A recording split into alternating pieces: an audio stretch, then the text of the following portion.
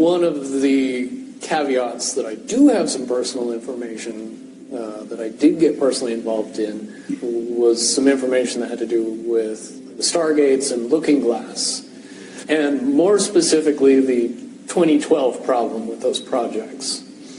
The popular opinion of what's out there right now is that the project was shut down because there was a problem when we approached 2012. I've heard it described a number of ways, but to my knowledge, the problem is that the timelines converge on that point in time. And when you know enough about the Stargate projects and the Looking Glass project to know how string theory works and how the possibility of possibilities works and how making one choice over here doesn't necessarily mean that the other choice couldn't exist at the same time. But once you get your brain wrapped around this subject, you find out that at the end of 2012, in an easy way to put it, the choices that we make become less and less consequential to the future. And eventually we're pushed into this bottleneck of time, no matter which choice we make. And that's important to the people that had access to Looking Glass because they would use Looking Glass knowing the choices that they would make and the future would pop up. The big mistake was coming up with the possibility of future. And when we started using a computer to say, well, if we make this choice, it's 79% possible that this scenario happens, and 23% are possible or whatever, using round numbers, that this scenario would happen. The understanding at the time was that was realistic. However, if you go down the road further and free will continues to exercise itself on this game, that 79% possibility sometimes changes very, very fast. But if you look at the situation in a point of time, it seems very realistic that that's the greatest possibility. What happened was people, very smart people, began to figure out that something big was coming up. Something that made it so all the possibilities of all the future scenarios of any choice, any possibility that was fed in and observed through the Looking Glass inherently ended up in the same future. And no decision, no possibility changed past a certain point. That's the big secret. All possible timelines lead to the same basic set of history in the future. That is what sends everybody that has all of the information, that knows everything, into a blind panic. The people that know everything about Looking Glass, that have gotten all the reports and all the information, the elites of the world, probably figured out that that was the end of the game. And nothing could be manipulated beyond that point. When I was in the military, it would have been before 97 when I got in trouble.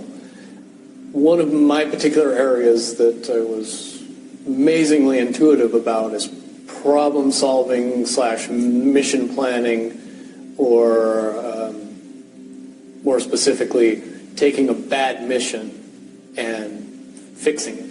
Certainly knowing how string theory and possible futures works makes it so you can work your mind very quickly to see the reality of what's happening and decide what decisions need to be made to change it for a particular outcome.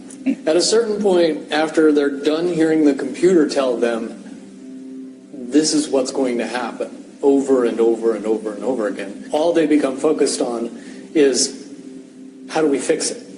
What I do know is that I was called in and asked to solve this problem, this timeline contraction problem. And I eventually did my due diligence and did all the investigating and basically only had one piece of information, and that was reinforcement. The computer's right.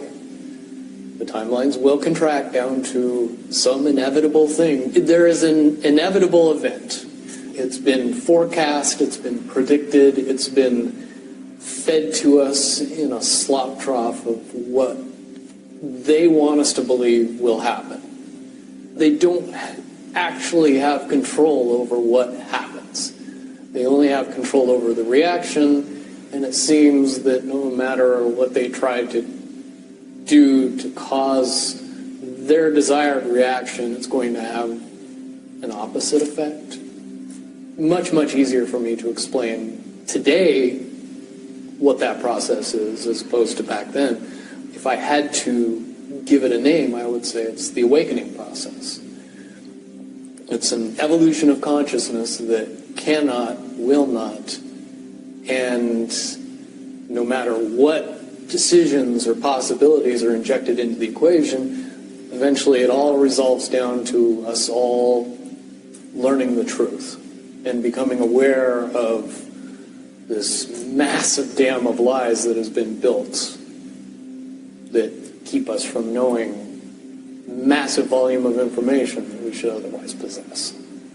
Essentially what happened with Looking Glass, not only did they not want people to use it anymore because they knew it was just going to burp out the same thing, but at the same time they didn't want anybody else to know what it was saying. I'm sure. Because that information was a monumental concern when I was in the military about how to prevent this inevitability. Now, at first I thought it was end of the world. Now I see end of the world as end of their world. The biggest cherry on top of all this conversation would be a synopsis to say that if I could convince everybody out there that for all intents and purposes, what we believe to be true eventually becomes true. If somebody convinces us that a major disaster is going to happen in the very near future, a major disaster happens in the very near future. If we don't buy into that fear and accept that there is really nothing that we know is going to happen, and accept of whatever happens, that makes the convergence of the timelines happen as naturally as possible.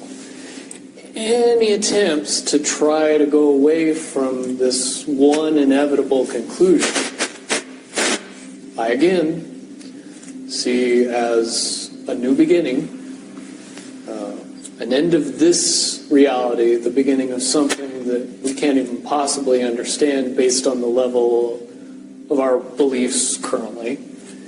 But when all that information comes flooding out, there's going to be no denying what's true and what's a lie or what's illusion. Basically what we're experiencing right now is two master chess players sitting at the board. And one of them looks down at the board and sees that he's in checkmate in 7 moves. And he looks across at his opponent and he knows that his opponent sees it too. So there's no getting out of it. So at this point, the loser can only prolong the game. Both players know the game is over. It's only a matter of time before he does this, and then you're forced to do this, and then he's forced to do this, and eventually checkmate. We, as a race, if we could understand that the game is over, that based on the rules of the game, the bad guys have already lost, the good guys have already won. Yes, there's moves left on the table, but those moves are being forced by the player that is going to win. The only way that checkmate can't happen is if the player that's winning makes a mistake. But from all of the information that I've gathered, all of the information that's been given, all of the information that's been vetted to me, it seems pretty obvious that the good guy player on the side of the chessboard knows exactly what has to be done to win the game. And so at this point, any mistake would be all but impossible. But again, you really have to understand the game to know that the guy that's losing is lost. And I'm sure most people sitting watching a chess match between two advanced chess players know the game's over long after the two players know it's over. Because they can't see the board and see that there's only 7 moves left.